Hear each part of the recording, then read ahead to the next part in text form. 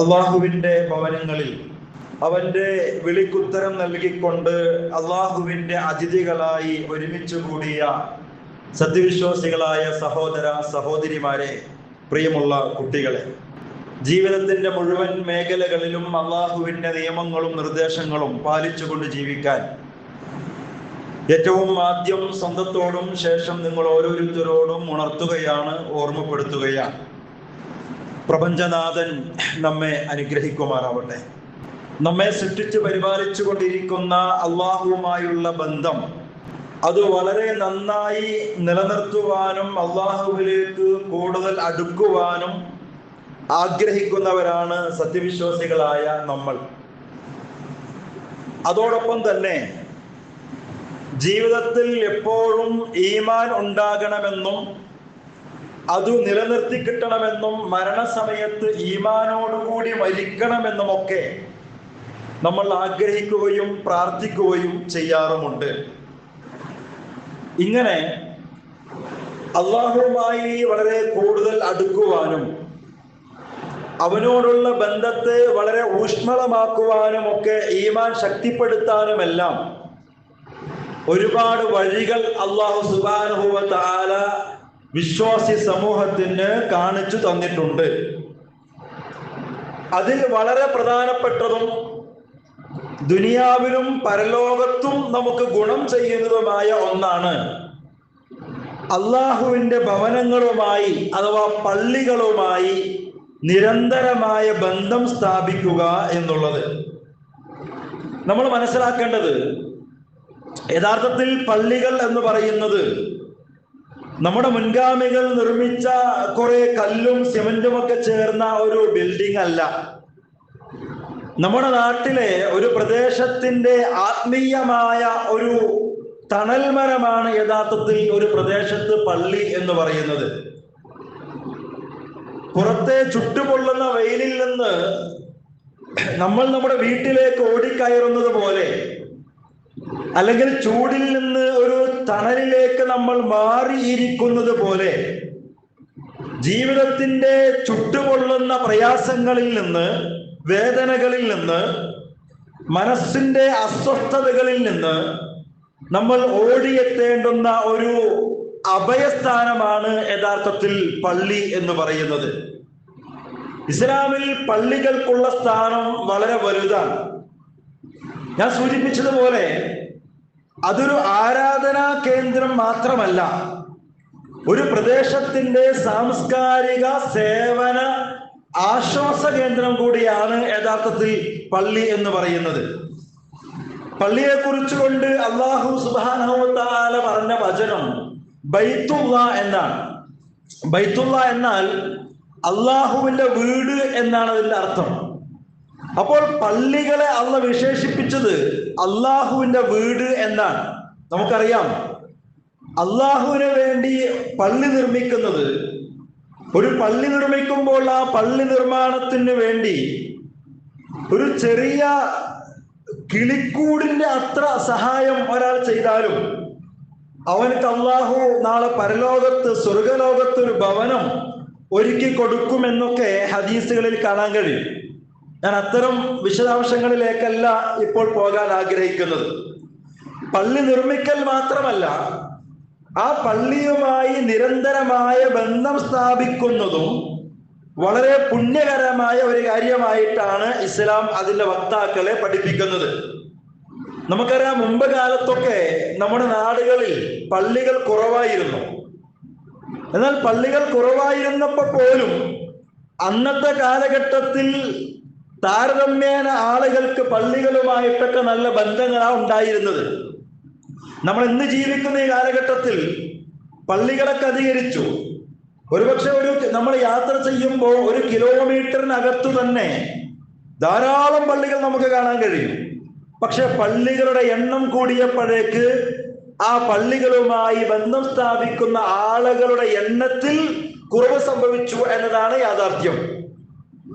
നമ്മൾ ജീവിച്ചു കൊണ്ടിരിക്കുന്ന ഇന്നത്തേതുപോലുള്ള തിരക്ക് പിടിച്ച ഈ ലോകത്ത് പള്ളിയുമായുള്ള നമ്മുടെ ബന്ധം അത് എങ്ങനെയെന്ന് നമ്മൾ ഒന്നുകൂടി പുനഃപരിശോധന നടത്തേണ്ടതുണ്ട്. അള്ളാഹുവിന്റെ ഭവനങ്ങളുമായി അഥവാ പള്ളികളുമായി നിരന്തര ബന്ധം സ്ഥാപിക്കുന്ന ഒരു വിഭാഗത്തെ കുറിച്ച്, അവരുടെ പ്രത്യേകതയെ കുറിച്ചൊക്കെ വിശുദ്ധ ഖുർആനിലൂടെ അള്ളാഹ് പരിചയപ്പെടുത്തുന്നുണ്ട്. റിജാലുല്ലാ തുൽഹീഹിം തിജാറത്തും വലാ ബൈഉൻ അൻ ദിക്രില്ലാഹ് വഇഖാമിസ് സ്വലാത്തി വഇതാഇസ് സകാത്തി യഖാഫൂന യൗമൻ തതഖല്ലബു ഫീഹിൽ ഖുലൂബു വൽ അബ്സാർ എന്നൊക്കെ പറയുന്നത് അത്തരം ഒരു വിഭാഗത്തെ കുറിച്ചാണ് എന്നൊക്കെ മുഫസ്സിരീങ്ങൾ വിശദീകരിക്കുന്നുണ്ട്. എന്ന് പറഞ്ഞാൽ ചില ആളുകളെ കുറിച്ചാണ് പറയുന്നത്.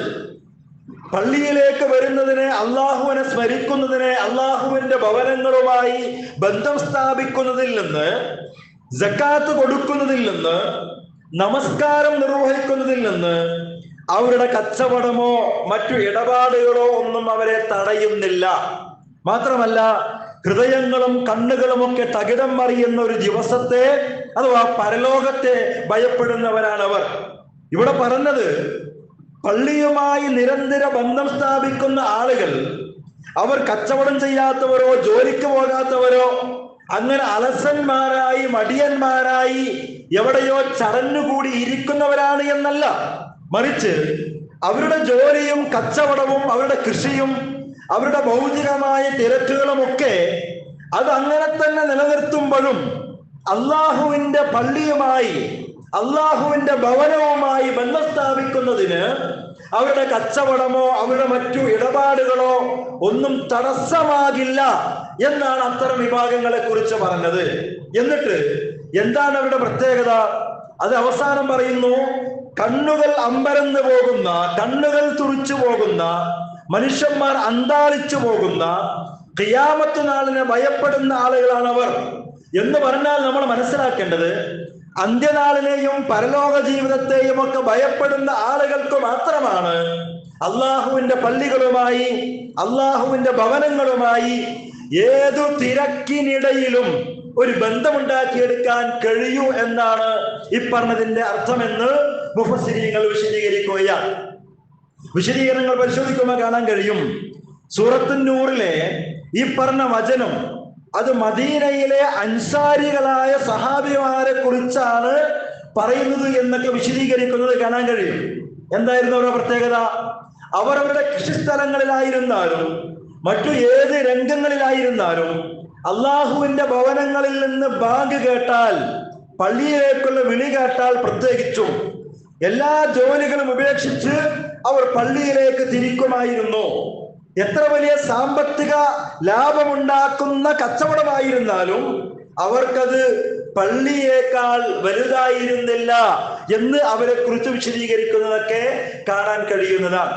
പ്രിയമുള്ളവരെ, നമ്മൾ മനസ്സിലാക്കേണ്ടത്, നമ്മുടെ ജീവിതത്തിന്റെ ആത്യന്തിക ലക്ഷ്യമാണല്ലോ സ്വർഗം എന്ന് പറയുന്നത്. ആ സ്വർഗത്തിലേക്ക് എത്താൻ നമ്മളെ സഹായിക്കുന്ന വളരെ പ്രധാനപ്പെട്ട ഒരു കാര്യമാണ് ആ അള്ളാഹുവിന്റെ വീടുകൾ അഥവാ പള്ളികൾ എന്ന് പറയുന്നത്. ജീവിതത്തിൽ വിഷമങ്ങൾ ഉണ്ടാകുമ്പോൾ, പ്രയാസങ്ങൾ ഉണ്ടാകുമ്പോൾ, ഞാൻ നേരത്തെ പറഞ്ഞതുപോലെ നമസ്കരിക്കാൻ വേണ്ടി മാത്രമല്ല, ഇബാദത്തുകൾ നിർവഹിക്കാൻ വേണ്ടി മാത്രമല്ല നമ്മുടെ ഒരു കാഴ്ചപ്പാട്. പള്ളികൾ എന്ന് പറഞ്ഞാൽ അത് നമസ്കരിക്കാനുള്ളതും ജുമാ നടത്താനുള്ളതും മാത്രമാണ് എന്നാണ്. അതുകൊണ്ട് തന്നെയാണ് നമുക്ക് പ്രയാസം പറ്റിയത്. അത്തരം സാഹചര്യങ്ങളിൽ മാത്രമാണ് പലരും പള്ളിയുമായിട്ട് ബന്ധപ്പെടാറുള്ളൂ. നമസ്കരിക്കാൻ പള്ളിയിൽ വരും, ജുമാക്ക് പള്ളിയിൽ വരും. അതിനപ്പുറം പള്ളിയുമായിട്ടൊരു ബന്ധമില്ലാതായി പോകുന്നത് എന്തുകൊണ്ട് എന്ന് ചോദിച്ചാൽ നമ്മൾ മനസ്സിലാക്കി, പള്ളികൾ എന്ന് പറയുന്നത് നമസ്കരിക്കാനും ദിക്ർ ചൊല്ലാനും വേണ്ടി മാത്രമുള്ളതാണെന്ന്. എന്നാൽ മുൻഗാമികളായ ആളുകളെ പഠിക്കുമ്പോൾ അങ്ങനെയല്ല. ജീവിതത്തിൽ പ്രയാസങ്ങൾ ഉണ്ടാകുമ്പോൾ, വിഷമതകൾ ഉണ്ടാകുമ്പോൾ, ആ പ്രയാസങ്ങളിൽ നിന്ന്, ചുട്ടുപൊള്ളുന്ന പ്രതിസന്ധികളിൽ നിന്ന് അല്പം ആശ്വാസം ലഭിക്കാൻ, അല്പം സമാധാനം കിട്ടാൻ അള്ളാഹുവിന്റെ റസൂലിന്റെ സ്വഹാബയെ കിറാം അവർ വന്നിരിക്കാറുണ്ടായിരുന്നത് അള്ളാഹുവിന്റെ ഭവനങ്ങളിൽ അഥവാ പള്ളികളിലായിരുന്നു എന്ന് ചരിത്രം പരിശോധിക്കുമ്പോൾ നമുക്ക് മനസ്സിലാക്കാൻ കഴിയും. ഒരിക്കൽ നബി സല്ലല്ലാഹു അലൈഹി വസല്ലമ തങ്ങൾ പള്ളിയിലേക്ക് വന്നപ്പോ അവിടെ അബൂ ഉമാമ എന്ന് പറയുന്ന ഒരു സഹാബി വളരെ വിഷമിച്ചിരിക്കുന്നത് കാണാനിടയായി. അപ്പൊ നബി സല്ലല്ലാഹു അലൈഹി വസല്ലം ചോദിക്കുന്നുണ്ട്, അല്ലയോ അബൂ ഉമാമ, ഇത് നമസ്കാരത്തിന്റെ സമയമല്ലല്ലോ, നമസ്കാരത്തിന്റെ സമയമല്ലാത്തൊരു നേരത്ത് ഒരു സഹാബിയെ പള്ളിയിൽ കണ്ടപ്പോൾ റസൂൽ കാരണം ചോദിക്കുകയാണ്. അപ്പോൾ അദ്ദേഹം എന്താ പറഞ്ഞെന്നറിയോ? തനിക്ക് വലിയ കടബാധ്യതയുണ്ട് റസൂലെ, തനിക്ക് ഒരുപാട് പ്രയാസങ്ങളുണ്ട്, കടബാധ്യതകളുണ്ട്, മാനസികമായി ആകെ ടെൻഷനിലാണ്, പ്രയാസത്തിലാണ് എന്ന് പറഞ്ഞപ്പോ നബി സല്ലല്ലാഹു അലൈഹി വസല്ലം തങ്ങൾ ആ പള്ളിയിൽ വെച്ചുകൊണ്ട് തന്നെ ആ സ്വഹാബിയുടെ പ്രയാസങ്ങൾ നീങ്ങാനുള്ള ഒരു ദുആ പഠിപ്പിച്ചു കൊടുക്കുകയാണ്. ഞാൻ പറയുന്നത്, പള്ളി എന്ന് പറയുന്നത് വെറും പ്രാർത്ഥനാ സ്ഥലം മാത്രമല്ല, പിന്നെ മനസ്സിന്റെ ഭാരങ്ങൾ ഇറക്കി വെക്കാനുള്ള ഒരു ഇടം കൂടിയാണ് എന്ന് സ്വഹാബയെ കിറാം മനസ്സിലാക്കിയിരുന്നു എന്നാണ്. ഒരിക്കൽ സ്വഹാബികൾ പറയുന്നുണ്ട്, ഞങ്ങൾ ദുനിയാവുമായി ബന്ധപ്പെട്ട കാര്യങ്ങളിൽ ഏർപ്പെടാറുണ്ട്, കച്ചവടം ചെയ്യാറുണ്ട്, കൃഷിസ്ഥലത്ത് പോകാറുണ്ട്, എന്നാൽ അള്ളാഹുവിന്റെ ഭവനങ്ങളുമായുള്ള ബന്ധം ഞങ്ങൾ വളരെയേറെ കാത്തു സൂക്ഷിച്ചിരുന്നു. പ്രത്യേകിച്ച് പള്ളിയിൽ നിന്ന് ബാങ്ക് കേട്ടാൽ പിന്നെ ഞങ്ങൾക്ക് അള്ളാഹുവിന്റെ പള്ളിയല്ലാതെ മറ്റൊന്നുമില്ല എന്നൊക്കെ സ്വഹാബിമാർ പറഞ്ഞതായിട്ട് ചരിത്രം പരിശോധിക്കുമ്പോൾ കാണാൻ കഴിയും. പ്രിയമുള്ള സഹോദരങ്ങളെ, സഹോദരിമാരെ, കുട്ടികളെ, നമ്മൾ ആലോചിച്ച് നോക്കൂ. നമ്മുടെയൊക്കെ ഈ കാലഘട്ടത്തിൽ ജീവിക്കുന്ന മനുഷ്യരുടെയൊക്കെ നിലപാടുകളും മാനസികാവസ്ഥയും എന്താ? ഒരു ഫോൺ കോളിലാണെങ്കിൽ, മറ്റു വല്ല ജോലി തിരക്കിലാണെങ്കിൽ, നമസ്കാരത്തിന്റെ സമയമായാലും പള്ളിയിലേക്ക് പോകാനുള്ള സാഹചര്യങ്ങൾ ഉണ്ടെങ്കിൽ പോലും നമ്മൾ എന്താ ചിന്തിക്കാറുള്ളത്? അത് കഴിഞ്ഞിട്ടാകാം, ഇതൊക്കെ കഴിഞ്ഞിട്ട് ചെയ്യാം. അത്തരം ഒരു മാനസിക അവസ്ഥയിലേക്ക് പുതിയ തലമുറ മാറിക്കൊണ്ടിരിക്കുകയാണ്. നമുക്ക് മുമ്പേ കഴിഞ്ഞു പോയവർക്ക് അള്ളാഹുവിന്റെ വീടുകളുമായി നിരന്തര ബന്ധം സ്ഥാപിക്കാൻ ഭൗതികമായ ഒരു സംവിധാനങ്ങളും തടസ്സമായിട്ടില്ല എന്നുകൂടി നമ്മൾ മനസ്സിലാക്കണം. എന്തിനാ അങ്ങനെ പറയണത്? ആ സ്വഹാബിമാർ കിടക്കുന്ന സ്വർഗമാണ് നമ്മൾ ആഗ്രഹിക്കുന്നത്, ആ പ്രവാചകന്മാർ പോകുന്ന സ്വർഗമാണ് നമ്മൾ ആഗ്രഹിക്കുന്നത്. ആ സ്വർഗത്തിലേക്ക് പോയ സ്വഹാബയെ കിറാം അവർക്ക് അള്ളാഹുവിന്റെ പള്ളിയുമായി നിരന്തര ബന്ധം സ്ഥാപിക്കാൻ ഇത്തരം ഭൗതിക സംവിധാനങ്ങളൊന്നും ഒരു തടസ്സവുമായിട്ടില്ല എന്നാണ്. പക്ഷേ ഈ കാലഘട്ടത്തിൽ പടച്ചറപ്പിന്റെ പള്ളിയുമായി ബന്ധപ്പെടുന്നിടത്ത് നമ്മുടെ ഭൗതികമായ സൗകര്യങ്ങൾ പലപ്പോഴും നമുക്ക് തടസ്സമായി കൊണ്ടിരിക്കുന്നു എന്നതാണ്. അല്ലാഹു സുബ്ഹാനഹു വ തആല നമുക്ക് നൽകിയിട്ടുള്ള അനുഗ്രഹങ്ങൾ, സുഖസൗകര്യങ്ങൾ അത് കൂടിയത് കൊണ്ടാണോ നമ്മൾ പള്ളികളിൽ നിന്ന് അകന്നു പോകുന്നത് എന്ന് പറഞ്ഞാൽ ഒരുപക്ഷെ നമുക്കാർക്കും അത് നിഷേധിക്കാൻ കഴിഞ്ഞോളണമെന്നില്ല. നിങ്ങൾ ചിന്തിച്ചു നോക്കിയ മുൻഗാമികളായ ആളുകളൊക്കെ, ഞാൻ നേരത്തെ പറഞ്ഞല്ലോ, അന്നൊക്കെ ഇങ്ങനെ മുഴത്തിന് മുഴം പള്ളികളൊന്നുമില്ല. എവിടെ 2, 3, 4 കിലോമീറ്റർ കൂടുമ്പോഴൊക്കെ ഒരു പള്ളി കാണാൻ കഴിയുള്ളൂ. എന്നിട്ട് പോലും ആ കാലഘട്ടത്തിൽ നമ്മുടെയൊക്കെ മുൻഗാമികൾ, ഒരുപക്ഷെ നമ്മുടെയൊക്കെ വാപ്പമാർ, മുൻ പിതാക്കന്മാർ കിലോമീറ്ററുകൾ നടന്നുകൊണ്ട് പള്ളിയിലേക്ക് എത്തുന്ന, ജമാഅത്ത് നമസ്കരിക്കാൻ പള്ളിയിലേക്ക് എത്തുന്ന രംഗങ്ങൾ ഉണ്ടായിട്ടുണ്ട്. കാലം മാറി, ഇന്ന് സൗകര്യങ്ങൾ കൂടി.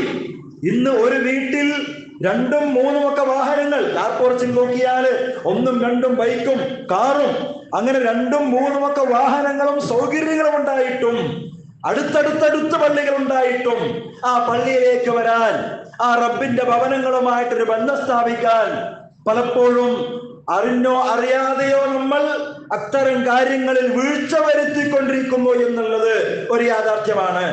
റമദാനിലേക്ക്, പെരുന്നാളിലേക്ക്, വെള്ളിയാഴ്ചകളിലേക്ക് മാത്രമായി നമ്മുടെ പള്ളിയുമായുള്ള ബന്ധം ചുരുങ്ങിക്കൊണ്ടിരിക്കുകയാണ്. ഞാൻ നേരത്തെ പറഞ്ഞല്ലോ, എല്ലാ പ്രശ്നങ്ങൾക്കും, താൻ അഭിമുഖീകരിക്കുന്ന, അനുഭവിക്കുന്ന എല്ലാ പ്രതിസന്ധികൾക്കും അഭയമായി, അത്താണിയായി, ഒരു തണലായി അള്ളാഹുവിന്റെ വീടിനെ തിരഞ്ഞെടുത്തു എന്നതായിരുന്നു സ്വഹാബയെ കിറാമിന്റെ പ്രത്യേകത. എന്ന് മാത്രമല്ല, അവരുടെ ജീവിതത്തിൽ അവരുടെ ഏറ്റവും അടുത്ത കൂട്ടുകാരൻ അള്ളാഹു ആയിരുന്നു എന്നാണ്. അങ്ങനെയായിരുന്നു. ആർക്കാ വലിയ എന്നൊക്കെ പറയാം? അള്ളാഹുവോട് അങ്ങ് അടുത്ത്, ഏറ്റവും അള്ളാഹുവിനോട് അടുക്കുന്ന ആളുകൾക്കാണല്ലോ അത് പറയാം. ആ അർത്ഥത്തിൽ ആ സ്വഹാബയെ കിറാം അവരുടെ ജീവിതത്തിൽ ഏറ്റവും അടുത്ത കൂട്ടുകാരൻ ആരായിരുന്നു? അള്ളാഹു ആയിരുന്നു എന്നാൽ അവരുടെ വിഷമങ്ങളും പ്രയാസങ്ങളും ഒക്കെ ഇറക്കി വെച്ചത് ആ അള്ളാഹുവിലായിരുന്നു. അതുകൊണ്ട് തന്നെയാണ് ആ റബ്ബിന്റെ വീടുമായി, ആ റബ്ബിന്റെ ഭവനവുമായി നിരന്തരമായ ബന്ധമുണ്ടാക്കിയെടുക്കാൻ അവർ ശ്രമിച്ചത് എന്നൊക്കെ നമുക്ക് മനസ്സിലാക്കാൻ കഴിയും. നോക്കൂ നിങ്ങൾ, സാധാരണഗതിയിൽ മനുഷ്യ സഹജമായ ഒരു സ്വഭാവമുണ്ടല്ലോ. അതെന്താ? സാധാരണഗതിയിൽ അധികം മനുഷ്യന്മാരും അവരുടെ ജീവിതത്തിലെ വിഷമങ്ങളും പ്രയാസങ്ങളൊക്കെ പങ്കുവെക്കുക ആരോടാ? ഏറ്റവും അടുത്ത സുഹൃത്തിനോടായിരിക്കും. ഒരുപക്ഷെ തന്റെ വീട്ടിലുള്ള തന്റെ ഇണയോട് പോലും പല പ്രശ്നങ്ങളും പ്രയാസങ്ങളും പറയാറില്ല. അങ്ങനത്തെ പ്രശ്നങ്ങൾ പോലും നമ്മിൽ പല ആളുകളും പങ്കുവെക്കുക ആരോടായിരിക്കും? നമ്മുടെ ഏറ്റവും അടുത്ത സുഹൃത്തിനോടായിരിക്കും. ആ ഏറ്റവും അടുത്ത സുഹൃത്തിനോടുള്ള ബന്ധം എത്ര കൂടുന്നുവോ, എത്ര ഊഷ്മളമാകുന്നുവോ, അത്രത്തോളം അവന്റെ വീടുമായുള്ള ബന്ധവും സന്ദർശനവും ഒക്കെ കൂടിക്കൊണ്ടിരിക്കും. ഇത് നമ്മളൊക്കെ അനുഭവിക്കുന്ന മനുഷ്യ സഹജമായ ഒരു ചിത്രമാണ് ഞാൻ പറയുന്നത്. ഇതേപോലെ അള്ളാഹുവെ ഏറ്റവും അടുത്ത കൂട്ടുകാരനാക്കാൻ, നമ്മുടെ പ്രശ്നങ്ങളും പ്രയാസങ്ങളും ഒക്കെ ഏറ്റവും അള്ളാഹുവോട് തുറന്നു പറയാൻ ഉള്ള ഒരു മനസ്സൊക്കെ നമ്മൾ ഉണ്ടാക്കിയെടുക്കുമ്പോ ആ റബ്ബിന്റെ ഭവനങ്ങൾ നിരന്തരം സന്ദർശിക്കാൻ, എന്റെ ആ പടച്ച റബ്ബിന്റെ വീട്ടിൽ പോയി അല്പനേരം ഇരിക്കുന്നതിലൊരു ആശ്വാസം കണ്ടെത്താൻ, മനസ്സിനെയും ശരീരത്തെയും ഒക്കെ ആ പള്ളിയുമായിട്ട് ബന്ധിപ്പിച്ചിടാൻ അങ്ങനെയാകുമ്പോ നമുക്ക് കഴിയും. നോക്കൂ പ്രിയമുള്ള സഹോദരങ്ങളെ, സഹോദരിമാരെ, ജീവിതത്തിൽ പല സാഹചര്യങ്ങളിലും നമ്മൾ പരസ്പരം സംരക്ഷണം കൊതിക്കുന്ന ആളുകളല്ലേ? ജീവിതത്തിൽ പലതരത്തിലുള്ള പ്രയാസങ്ങൾ അനുഭവിക്കുന്നവരാണ് നമ്മളെങ്കിൽ നമ്മുടെ മുഴുവൻ സംരക്ഷണം, നമ്മുടെ സാമ്പത്തികമായ, നമ്മുടെ എല്ലാ അർത്ഥത്തിലുള്ള സംരക്ഷണം ഒരാൾ ഏറ്റെടുത്തിരിക്കുന്നു എന്നൊരു ഓഫർ നൽകിയാൽ നമ്മൾ എത്രത്തോളം സന്തോഷവാന്മാരായിരിക്കും, അല്ലേ? എന്നാ നിങ്ങൾ ആലോചിക്കണം, മരണം വരെ ഈ ഭൂമി ലോകത്ത് നിന്ന് നമ്മൾ ജീവിതം അവസാനിപ്പിച്ച് കഴിഞ്ഞു പോകുന്നത് വരെ അവിടെ നിന്ന് അങ്ങോട്ട് പരലോക ജീവിതത്തിലും നമ്മുടെ എല്ലാ സംരക്ഷണവും ഏറ്റെടുത്ത ഒരാൾ, നമ്മുടെ മുഴുവൻ സംരക്ഷണവും ഒരാൾ ഏറ്റെടുത്താൽ അതിൽ പരം സന്തോഷം വേറെ എന്താ ഉണ്ടാകുക? അല്ലാഹു സുബ്ഹാനഹു വ തആല പ്രവാചകൻ സല്ലല്ലാഹു അലൈഹി വസല്ലമയിലൂടെ പഠിപ്പിക്കുന്ന ഒരു വർത്തമാനമുണ്ടല്ലോ.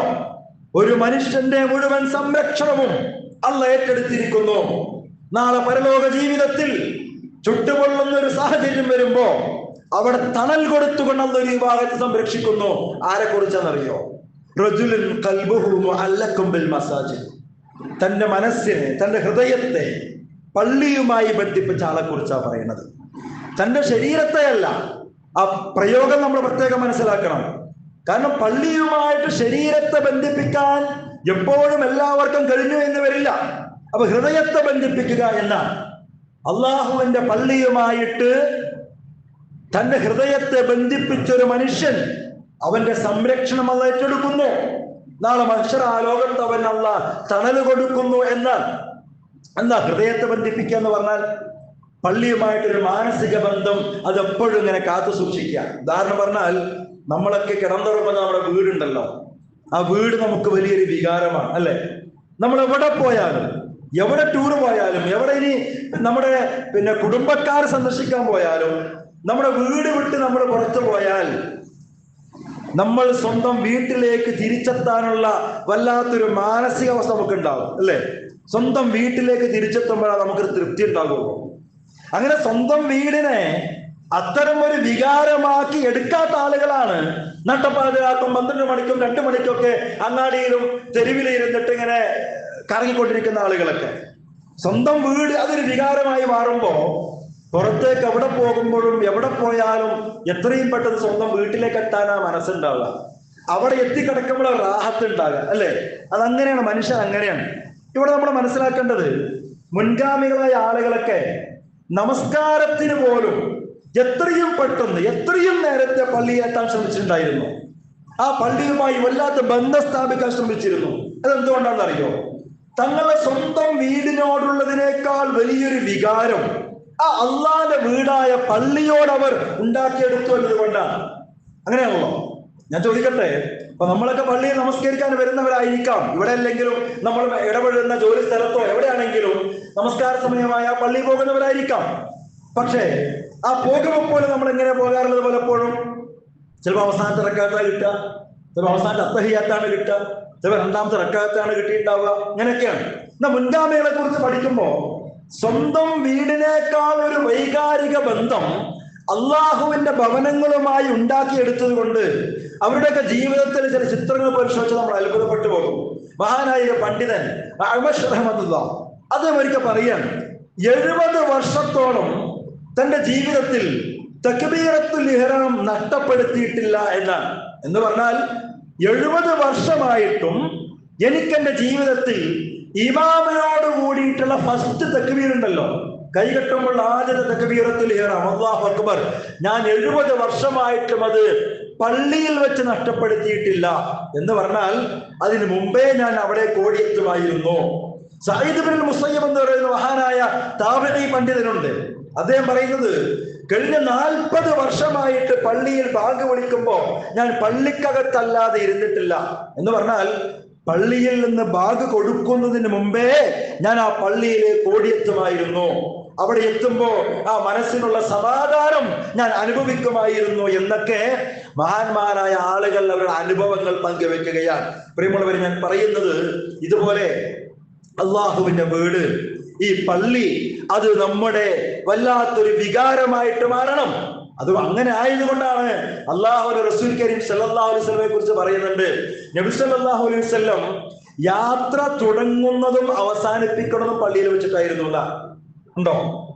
ഒരു യാത്ര പോകുകയാണെങ്കിൽ, ടൂറാവട്ടെ സാധാ യാത്രയാവട്ടെ, ഒരു യാത്ര പുറപ്പെടുമ്പോ നബി സല്ലല്ലാഹു അലൈഹി വസല്ലം ആദ്യം എവിടെ പോകുക? പള്ളിയിൽ പോകും.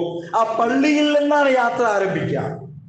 ആ യാത്ര അവസാനിപ്പിക്കണമോ അതും പള്ളിയിൽ വെച്ചിട്ടായിരിക്കുന്ന.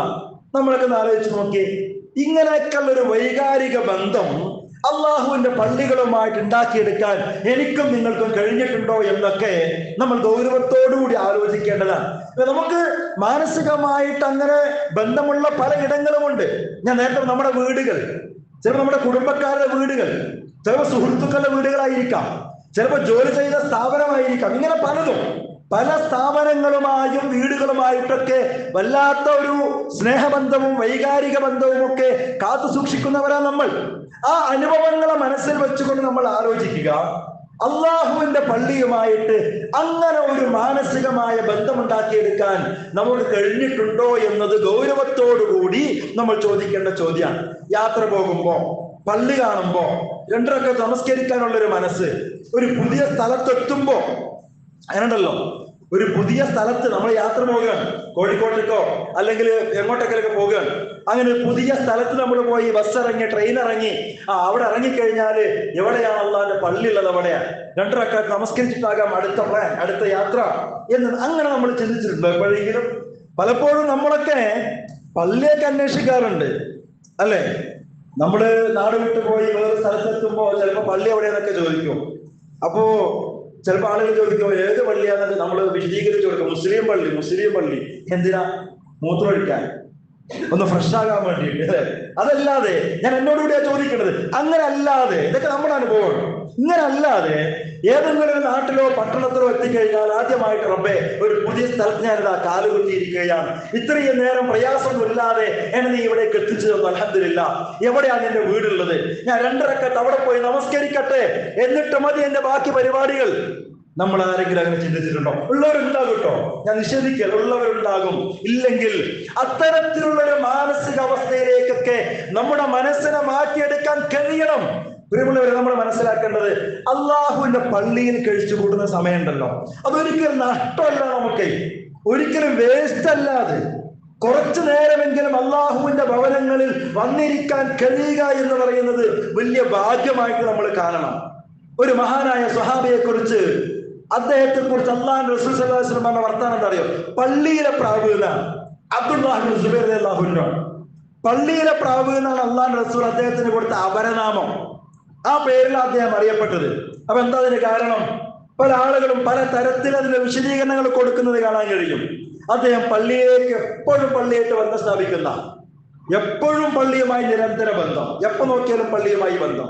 മാത്രമല്ല, നമസ്കരിക്കാനൊക്കെ നിന്നാൽ കുറേ നേരം നിന്നാണ്ട് നിസ്കരിക്കും. പള്ളിയിൽ വന്നിട്ട് സുജൂദിലേക്കൊക്കെ പോയാൽ കുറേ നേരം സുജൂദില്, എത്രത്തോളം എന്ന് വെച്ചാൽ ചരിത്രത്തിൽ വായിക്കാൻ കഴിയും. ഇദ്ദേഹം സുജൂദിലൊക്കെ കിടക്കുക, പള്ളിയിൽ വന്ന് ഇദ്ദേഹം സുജൂദ് ചെയ്താല് ഇദ്ദേഹത്തിന്റെ മുതുകത്തും തലയിലൊക്കെ പക്ഷികൾ വന്നിരിക്കുന്ന, കാരണം അത് ജീവനല്ലാത്ത എന്തോ മരത്തടി എന്തോ എന്ന് വിചാരിച്ചിട്ട് അത്രമാത്രം നേരം അദ്ദേഹം സുജൂദിൽ കിടക്കായിരുന്നു എന്നാണ്. എന്നിട്ട് പറയുന്നത് അള്ളാഹുവിനോടുള്ള അങ്ങേയറ്റത്തെ ഭക്തി, അള്ളാഹുവിന്റെ ആ പള്ളിയോടുള്ള വീടുമായുള്ള വല്ലാത്ത ആത്മബന്ധം, ഇതാണ് പള്ളിയിലെ പ്രാവ് എന്ന വിശേഷണത്തിന് ആ സ്വഹാബിയെ അർഹനാക്കിയത് എന്നൊക്കെ ചരിത്രം പരിശോധിക്കുമ്പോൾ കാണാൻ കഴിയും. ഈ പറഞ്ഞതിന്റെ അർത്ഥം എന്താ? ഒരു പണിക്കും പോകാതെ എല്ലാ സമയത്തും പള്ളിയിൽ വന്ന് ഇങ്ങനെ മടിയനായിട്ട് ഇരിക്കാന്നല്ല കേട്ടോ. അതല്ല, അങ്ങനെ ആരും തെറ്റിദ്ധരിക്കണ്ടേ, അതല്ല. പിന്നെ അങ്ങനെ ഇരുന്നവരെ ഉമർ ആട്ടി വായിച്ചത് അങ്ങനെ ഉണ്ടല്ലോ, ഒരു പണിക്കും പോകാതെ ആ മടിയൻ അലസനായി കുടുംബം നോക്കാതെ അങ്ങനെ ആൾക്കാരെ നമ്മൾ കയ്യും നീട്ടി വെറുതെ പള്ളിയിൽ വന്ന് ഇങ്ങനെ ചടഞ്ഞിരിക്കുക. മടിയൻ അത് വേറെ ടീമാണ്. അത്തരം ആളുകൾ ഉമറല്ലാഹുവിന് വടിയെടുത്ത് ആട്ടി ഓടിച്ചിട്ടുണ്ട്, പോയി പണിയെടുത്ത് ജീവിക്കുന്നതാണ്. അതല്ല ഇവിടെ ഉദ്ദേശിച്ചത്. പിന്നെ എവിടെയാണെങ്കിലും പള്ളിയുമായിട്ടൊരു മാനസിക ബന്ധം, പറ്റുമ്പോഴൊക്കെ ഒരു ശാരീരിക ബന്ധം, പറ്റുമ്പോഴൊക്കെ പള്ളിയിൽ വന്നിരിക്കുക, നമസ്കരിക്കുക, ഖുർആൻ ഓതുക.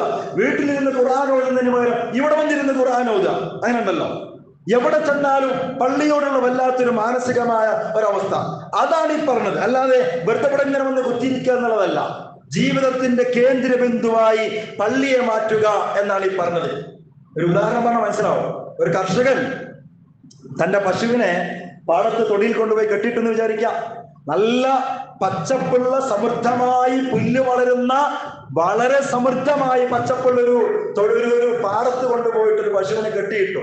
വൈകുന്നേരം വരെ ലാവിഷായിട്ട് വളരെ സമാധാനത്തോടെ പശു അങ്ങനെ പുല്ലൊക്കെ തിന്ന് വൈകുന്നേരം ഉടമസ്ഥൻ അതിനെ അഴിച്ച് വീട്ടിലേക്ക് കൊണ്ടുപോകുമ്പോഴും ആ പശുവിന്റെ മനസ്സ് ആ തൊടിയിലായിരിക്കും, അല്ലെ? വീട്ടിൽ അങ്ങോട്ട് പോകണമെന്നുള്ളൊരു മനസ്സായിരിക്കും. ഇതൊരു പ്രകൃതിയാണ്, മനുഷ്യ പ്രകൃതി അങ്ങനെയാണ് ഏതിനോടും. ഇതാണ് ആ ഉദ്ദേശിച്ചത്. എന്ന് വെച്ചാൽ പള്ളിയുമായി എപ്പോഴും പള്ളിയിൽ എത്തണം, പള്ളിയിൽ പോയി രണ്ടൊക്കെ നമസ്കരിക്കണം, അവിടെ പോയിട്ട് കുറച്ചു നേരം ഇരിക്കണം, 2 ദിക്കർ അവിടെ പോയി ചെല്ലണം. ഇങ്ങനത്തെ ഒരു വല്ലാത്തൊരു മാനസികാവസ്ഥ എന്നാണ് അള്ളാഹുവിന്റെ ഹബീബ് സല്ലല്ലാഹു അലൈഹി വസല്ലം എന്താ പറയുന്നറിയോ? ഇദാ റഅയ്തുമുർ റജുല യഅതാദിൽ മസ്ജിദ ഫഷ്ഹദു ലഹു ബിൽ ഈമാൻ.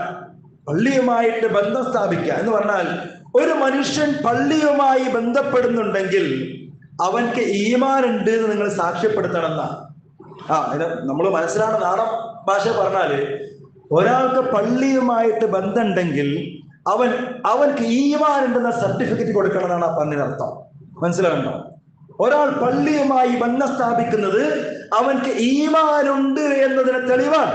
യഅതാദുൽ മസ്ജിദ് എന്ന വാക്കിനെ വിശദീകരിക്കുന്നത് പള്ളിയിൽ പതിവായിട്ട് വരിക, പള്ളിയുമായിട്ട് ഹൃദയബന്ധം സ്ഥാപിക്കുക, ഇതൊക്കെ അതുകൊണ്ട് ഉദ്ദേശിക്കുന്നത്.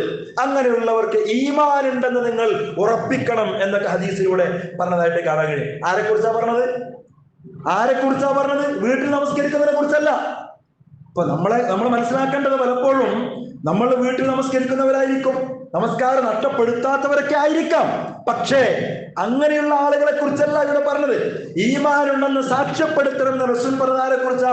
അള്ളാഹുവിന്റെ ഭവനങ്ങളിൽ വരുന്ന പള്ളിയുമായി ബന്ധം സ്ഥാപിക്കുന്നവരെ കുറിച്ചാണ്. ഞാൻ നേരത്തെ പറഞ്ഞല്ലോ പ്രിയമുള്ളവരെ, വെറുതെ ഇരുന്നാൽ പോലും ഒരു സെക്കൻഡും പാഴാവാത്ത സ്ഥലം പള്ളി. വേറെ എവിടെയെങ്കിലും ഉണ്ടോ? അങ്ങനെ ഉണ്ടോ?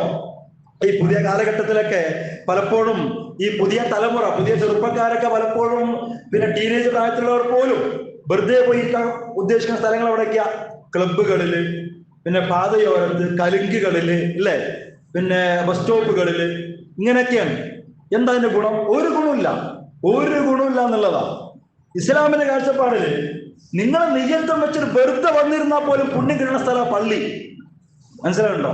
ഈ ഇരിക്കുമ്പോ പോലും ഇഴ്തികാഫിന് നിയ്യത്ത് വെച്ചെങ്കിൽ ഇരിക്കുകയാണെങ്കിൽ ഇവിടുന്ന് പോണവരെ അത് ഇഴ്തികാഫാണ്. എന്താ ഇതിന്റെ പുണ്യം? അപ്പൊ വെറുതെ ഇരുന്നാൽ പോലും പുണ്യം തരാമെന്ന് അള്ളാഹു സുബ്ഹാനഹു വ തആല തന്റെ അടിമകൾക്ക് ഓഫർ കൊടുത്ത ഒരേ ഒരു സ്ഥലം എവിടെ അറിയോ? ഇതാണ് അള്ളാന്റെ വീടുകളാണ്, അള്ളാന്റെ പള്ളികളാണ്. അപ്പൊ എന്തിനാണ് നമ്മൾ ഇതൊക്കെ നഷ്ടപ്പെടുത്തുന്നത്? ഒരു ഹദീസിന് കാണാൻ കഴിയുമല്ലോ, അള്ളാഹുവിന്റെ ഭവനങ്ങളിൽ ഒരു വിഭാഗം ഒരുമിച്ച് കൂടി അങ്ങനെ ഖുർആൻ പഠിക്കാനും മനസ്സിലാക്കാനൊക്കെ ശ്രമിച്ചാൽ അവരുടെ മേൽ അള്ളാഹുവിന്റെ ശാന്തി ഇങ്ങനെ വർഷിക്കുന്ന മലക്കുകൾ പൊതിയും. അള്ളാഹുവിന്റെ അടുക്കലുള്ളവരെ കുറിച്ച് അള്ളാഹ് ഈ ആളുകളെ കുറിച്ച് ഇങ്ങനെ സംസാരിച്ചു കൊണ്ടിരിക്കുന്ന, എവിടെ? കല്യാണം വീട്ടിൽ പോയിരുന്നാൽ കിട്ടില്ല, ക്ലബിന് പോയിരുന്നാൽ കിട്ടില്ല, ഏതെങ്കിലും പീഡിക വരാന്തേ പോയി സ്വറ പറഞ്ഞിരുന്നാൽ കിട്ടൂല. പിന്നെ അള്ളാന്റെ പള്ളിയിൽ വന്നിട്ട് നിങ്ങൾ 2 അക്ഷരം ഖുർആൻ പഠിക്കാനോ മനസ്സിലാക്കാനോ ഇരുന്നാല് നിങ്ങൾക്ക് മേൽ അത്തരം ആളുകൾക്ക് മേൽ അള്ളാഹുവിന്റെ ശാന്തി ഇങ്ങനെ പൊതിയുന്ന, കാരുണ്യത്തിന്റെ മാലാഖമാരിങ്ങനെ ഇറങ്ങിക്കൊണ്ടിരിക്കുന്ന, ഇതൊക്കെ നമ്മൾ മനസ്സിലാക്കണം പ്രിയമുള്ളവരെ, ഇതൊക്കെ മനസ്സിലാക്കണം. അള്ളാഹ്ക്ക് ഏറ്റവും ഇഷ്ടപ്പെട്ടത് എവിടെ അറിയോ? പള്ളിയാ. ഏറ്റവും വെറുപ്പ് എവിടെ? അങ്ങാടിയാണ്. ഇന്നത്തെ മനുഷ്യന്മാർക്ക് നേരെ തിരിച്ചാ. ഏറ്റവും ഇഷ്ടം എവിടെ? അങ്ങാടിയിലും മാർക്കറ്റിലും പോയി തെണ്ടി തിരിഞ്ഞ് നടക്കാൻ, അല്ലെ? മാളുകളിൽ പോയി കറങ്ങി നടക്കാൻ. ഇഷ്ടമില്ലാത്ത സ്ഥലം എവിടെ? പള്ളി. ഇനി വല്ലവരും ഉന്തിപ്പിടിച്ചതിൻ്റെ ഉള്ളിൽ കൊണ്ടുവന്നത് തന്നെയാ. ഇങ്ങോട്ട് കയറിനെക്കാട്ടി സ്കൂളിൽ അങ്ങോട്ട് പോണത് ചാടുകയും ചെയ്യും. ഇങ്ങനെയൊക്കെ അല്ലേ? അള്ളാഹ്ക്ക് ഏറ്റവും ഇഷ്ടപ്പെട്ടത് പള്ളിയും ഏറ്റവും വെറുപ്പ് അങ്ങാടികളുമായിരുന്നു എന്നൊക്കെ ഹദീസിലൂടെ കാണാൻ കഴിയും. ഒരു ഹദീസിൽ കാണുന്നുണ്ട്, റസൂൽ സ്വല്ലല്ലാഹു അലൈഹി വസല്ലം പഠിപ്പിക്കുന്നുണ്ട്, ഒരു വിശ്വാസിയും കപട വിശ്വാസിയും പള്ളി കയറിയുള്ള അവസ്ഥ കേട്ടോ. നമ്മൾ നമ്മുടെ മാനസികാവസ്ഥ ഒന്ന് ആലോചിച്ച് നോക്കാം. നമ്മൾ അവിടെ നിൽക്കണമെന്ന് ആലോചിക്കാനുള്ള ഒരു ഉദാഹരണമാണ്. ഒരു കപട വിശ്വാസിയായ മനുഷ്യൻ എന്ന് വെച്ചാല് പുറമേക്ക് ഞാനും വിശ്വാസിയാണെന്ന് ഇങ്ങനെ കാണിച്ചു നടക്കുമല്ലോ, അങ്ങനത്തെ ഒരു കപട വിശ്വാസി മുനാഫിക്ക്, പിന്നെ യഥാർത്ഥ വിശ്വാസി, ഈ രണ്ടാളുകളും പള്ളിന്റെ അകത്ത് കയറി കഴിഞ്ഞാലുള്ള അവസ്ഥ എന്താ നല്ലൊരു ഉദാഹരണത്തിലൂടെ പറയാം. സത്യവിശ്വാസിയുടെ അവസ്ഥ വെള്ളത്തിൽ കിടക്കണ മീനിനെ പോലെ ഇരിക്കുന്ന, വെള്ളത്തിൽ കിടക്കണ മീൻ. കപട വിശ്വാസിയോ കരയിൽ കിടക്കണ മീനിനെ പോലെ ഇരിക്കുന്ന. നല്ലൊരു ഉദാഹരണമാണ്. വെള്ളത്തിൽ കിടക്കണ മീനിന്റെ പ്രത്യേകത എന്താ? അതൊരിക്കലും ആ വെള്ളത്തിൽ നിന്ന് പുറത്തേക്ക് വരാൻ ആഗ്രഹിക്കൂല. അത് ആ വെള്ളത്തിൽ അങ്ങനെ നീന്തി തുടിച്ച് അങ്ങനെ രസകരമായി സുന്ദരമായി അവിടെ അങ്ങനെ കഴിച്ചു പോകും. അതാണ് വിശ്വാസി പള്ളി കയറിയുള്ള മനസ്സങ്ങനെ ഇരിക്കുന്ന. ഇവിടെ നിന്ന് ഇറങ്ങി പോകാൻ തോന്നൂല എന്നാ പറഞ്ഞത്. എന്നാ കപട വിശ്വാസിയുടെ അവസ്ഥ എന്താന്ന് പറയാം. ആൾക്കാരുടെ മുമ്പിലൊക്കെ ഞാൻ വലിയ ഇസ്ലാമിന്റെ ആളാണ് എന്നൊക്കെ കാണിച്ചിങ്ങനെ പിന്നെ കോപ്പറേറ്റ് തരം കാണിക്കുന്ന ഒരാൾക്കാരുണ്ടാവില്ല, കപട വിശ്വാസികൾ. അവരുടെ പ്രത്യേകത എന്താ? അവര് പള്ളി കയറി കഴിഞ്ഞാൽ കരയിൽ കിടക്കണ മീനിനെ പോലെയാണ്. നിങ്ങൾ വെള്ളത്തിൽ സുഖമായിട്ട് ജീവിക്കണ മീനിനെ പിടിച്ച് കരയെ കിട്ടാൻ എന്താ ഉണ്ടാകുക? അതിങ്ങനെ പടയും. എന്തിനാ പടയണത്? എത്രയും പെട്ടെന്ന് അങ്ങോട്ട് തിരിച്ചു പോകാനാ, വെള്ളത്തിലേക്ക് തിരിച്ചു പോകാൻ. ഇതുപോലെ ഈ കപട വിശ്വാസികളായ ആളുകൾ, ഞാൻ നേരത്തെ പറഞ്ഞല്ലോ, നീ എങ്ങനെങ്കിലൊക്കെ അതിനുള്ളിൽ കയറിക്കൂടിയാൽ തന്നെ കയറിയതിനേക്കാൾ വേഗത്തിൽ ഈ പള്ളിയിൽ നിന്ന് പുറത്തിറങ്ങണേന്നായിരിക്കും ചിന്ത. വീട് ഇറങ്ങിയിട്ട് വേണം തുറന്നു നോക്കാൻ, എന്നിട്ട് വേണം ഓണാക്കാൻ, ഇതൊക്കെയായിരിക്കും ചിന്ത, അല്ലേ? ഒരു പക്ഷേ നമ്മളെ കുറിച്ചൊക്കെ തന്നെ ആയിരിക്കാം വർഷങ്ങൾക്കും അള്ളാന്റെ ഹബീബ് സല്ലല്ലാഹു അലൈഹി വസല്ലം ഇങ്ങനെയൊക്കെ പറഞ്ഞിട്ടുണ്ടാവുക. അപ്പൊ നമ്മൾ മനസ്സിലാക്കേണ്ടത്, ഒരു വിശ്വാസിയെ സംബന്ധിച്ചിടത്തോളം പള്ളിയുള്ള ബന്ധം എന്ന് പറയുന്നത് വെള്ളത്തിൽ കിടക്കുന്ന മത്സ്യത്തെ പോലെയാണ്. ആ ബന്ധം വേർപെട്ടാൽ ആ മനുഷ്യന്റെ ആത്മീയമായ ജീവിതം ഉണ്ടല്ലോ, അതിന് ശ്വാസം മുട്ടൽ സംഭവിക്കുന്ന പറയുന്നത്. അപ്പൊ നമ്മൾ ഇതിൽ ഏതിൽ പെടുന്നൊക്കെ ഗൗരവത്തോടുകൂടി നമ്മൾ ആലോചിക്കാം.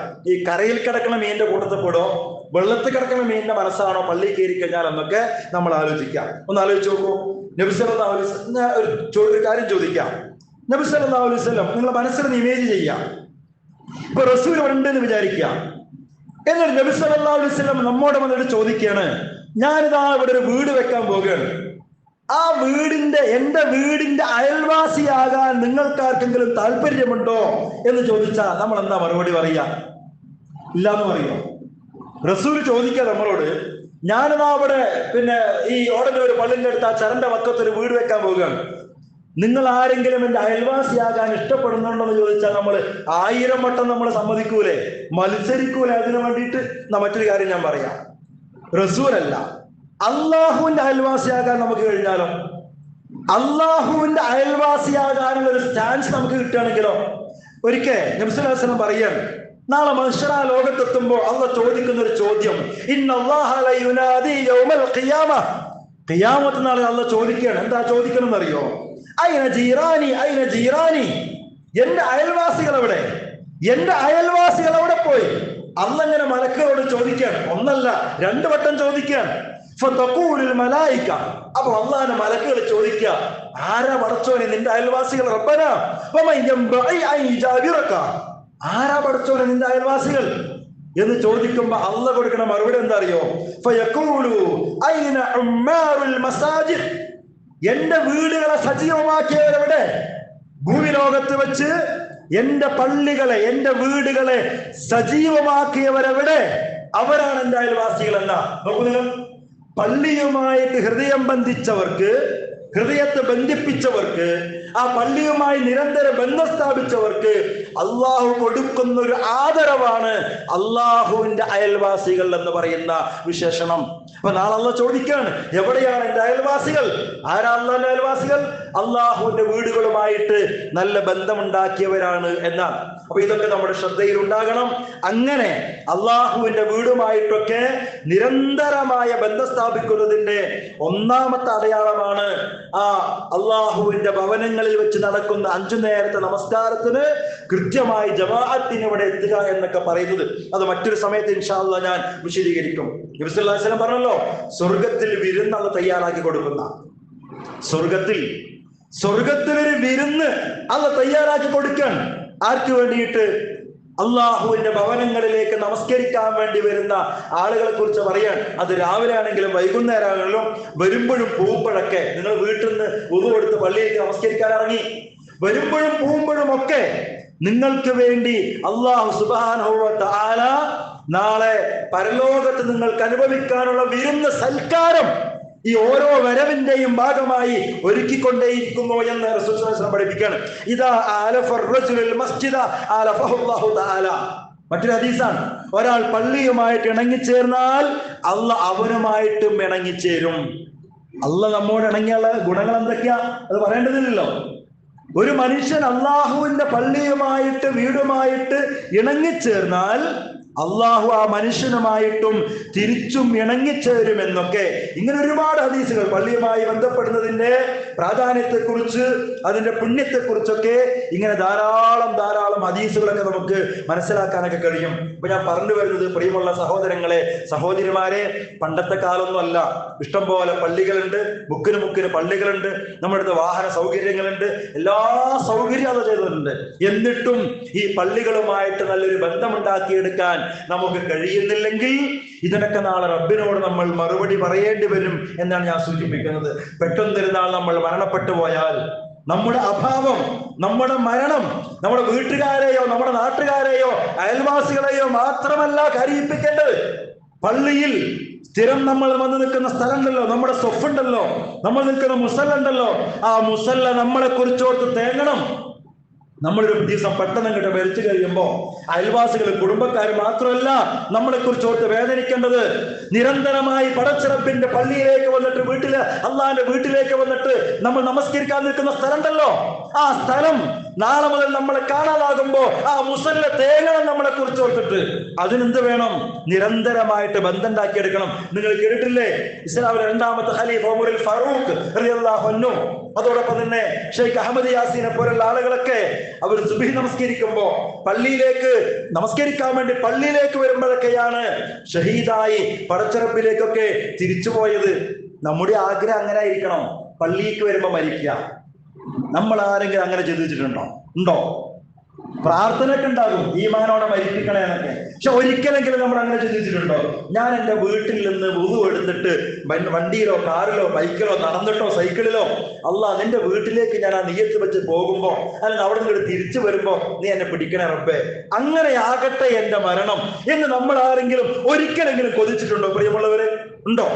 അപ്പൊ നമ്മൾ മനസ്സിലാക്കുക, പള്ളി അത് നിസ്സാരമായ, ഞാൻ നേരത്തെ പറഞ്ഞ പോലെ മുൻഗാമികൾ നിർമ്മിച്ച കുറെ കല്ലും സിമന്റൊക്കെ വെച്ച ഒരു ബിൽഡിംഗ് അല്ല. പിന്നെ നമുക്ക് സ്വർഗം നേടാൻ പറ്റുന്ന വല്ലാത്ത ഒരു ബന്ധം സ്ഥാപിച്ചെടുക്കേണ്ടുന്ന ഒരു സംവിധാനമാണ് പള്ളി, അള്ളാഹുവിന്റെ വീട് എന്നൊക്കെ പറയുന്നത്. ആ അർത്ഥത്തിൽ അതിനെ കാണാനും നമുക്ക് മനസ്സിലാക്കാനും നമുക്ക് കഴിയണം. ഈ പള്ളിയിലോ അല്ലെങ്കിൽ മറ്റേതോ ഒരു പള്ളിയിൽ ആദ്യത്തെ സൊഫിൽ നമ്മളെ കിടത്തിയിട്ട് പള്ളിക്കാട്ടിൽ ആരുടെ മണ്ണിലേക്ക് നമ്മളെ ഇറക്കി വെക്കുന്ന സമയം എത്തുന്നതിന് മുമ്പ് ആ അള്ളാഹുവിന്റെ ഭവനത്തിലൂടെ സ്വർഗം നേടാൻ നമുക്ക് കഴിയണം, നമുക്ക് സാധിക്കണം. സഹോദരിമാരോട് പറയാനുള്ളത്, നിങ്ങൾക്ക് പള്ളിയിൽ വന്നിട്ട് നമസ്കാരം നിർബന്ധമല്ല. വീട്ടിലെ നമസ്കാരം പള്ളിയിൽ വരെ നിർബന്ധമല്ല, വരുന്നതിന് കുഴപ്പമൊന്നുമില്ല. പക്ഷേ സഹോദരിമാരെ, നിങ്ങൾ ചെയ്യേണ്ട ഒരു കാര്യമുണ്ട്. നിങ്ങളുടെ വീട്ടിലെ ആൺകുട്ടികളെ, ഭർത്താക്കന്മാരെ സമയാസമയം പള്ളിയിലേക്ക് എത്തിക്കുക എന്നത് നിങ്ങളുടെ ഉത്തരവാദിത്തമാണ്. നിങ്ങൾ നന്നായാൽ നിങ്ങളുടെ വീട്ടിൽ ഒരു പുരുഷനും നമസ്കാര സമയം ഇരിക്കാത്ത, കിടന്നുറങ്ങാത്ത അവസ്ഥയുണ്ടാകും. നിങ്ങളും അത് ഗൗരവത്തോടു കൂടി ശ്രദ്ധിക്കേണ്ടതുണ്ട്. ഈ ലോകത്ത് നമ്മൾ എത്രയൊക്കെ വലിയ കൊട്ടാരങ്ങൾ പണിതാലും എത്ര വലിയ പദവികൾ അലങ്കരിച്ചാലും ഒടുവിൽ അവസാനം നമ്മുടെ ശരീരം ചേർത്ത് വെക്കപ്പെടുന്നത് ഇതോ അല്ലെങ്കിൽ ഏതോ ഒരു പള്ളിയുടെ വരാന്തയിലായിരിക്കും. ജീവിതകാലത്ത് നമ്മുടെ കാലുകൾ പള്ളിയിലേക്ക് നടക്കാൻ മടി കാണിച്ചാൽ ഒടുവിൽ അവസാനം മറ്റുള്ളവർ നമ്മളെ തോളിലേറ്റി നമ്മളെ പള്ളിയിലേക്ക് കൊണ്ടുവരുന്ന ഒരു നിമിഷം ഉണ്ടല്ലോ, എന്താ നമുക്ക് നേടിയെടുക്കാൻ കഴിയുക? എന്താ നമുക്ക് അർത്ഥമാക്കാൻ കഴിയുക? ഒന്നും നേടിയെടുക്കാൻ കഴിയില്ല. ഇതൊക്കെ നമ്മുടെ മനസ്സിലുണ്ടാകണം. അതുകൊണ്ട് അള്ളാഹുവിന്റെ ഭവനങ്ങൾ, അള്ളാഹുവിന്റെ പള്ളികൾ, അതിന്റെ ആദ്യത്തെ സൊഫിൽ നമ്മുടെ മയ്യിത്ത് നമസ്കരിക്കാൻ കൊണ്ടുവെക്കുന്നത് കാത്തു നിൽക്കാതെ ജീവനുള്ളപ്പോൾ ആ പള്ളികളുമായിട്ടൊക്കെ നല്ല ബന്ധമുണ്ടാക്കിയെടുക്കാൻ നമ്മൾ ശ്രമിക്കണം. നമ്മുടെ ഹൃദയങ്ങളെ അള്ളാഹുവിന്റെ പള്ളികളുമായിട്ട് നമുക്ക് ചേർത്ത് വെക്കാം. അള്ളാഹുവിന്റെ അയൽവാസിയായിട്ട് മാറാൻ നമുക്ക് ശ്രമിക്കാം. അള്ളാഹു സുബ്ഹാനഹു വ തആല അങ്ങനെ നമ്മുടെ ഹൃദയങ്ങളെ പള്ളികളുമായി ബന്ധിപ്പിക്കുന്ന, പള്ളികളുമായി ഊഷ്മള ബന്ധം ഉണ്ടാക്കിയെടുക്കുന്ന ആളുകളുടെ കൂട്ടത്തിൽ നമ്മയും നമ്മുടെ കുടുംബാംഗങ്ങളെയും ഉൾപ്പെടുത്തി അനുഗ്രഹിക്കുമാറാവട്ടെ.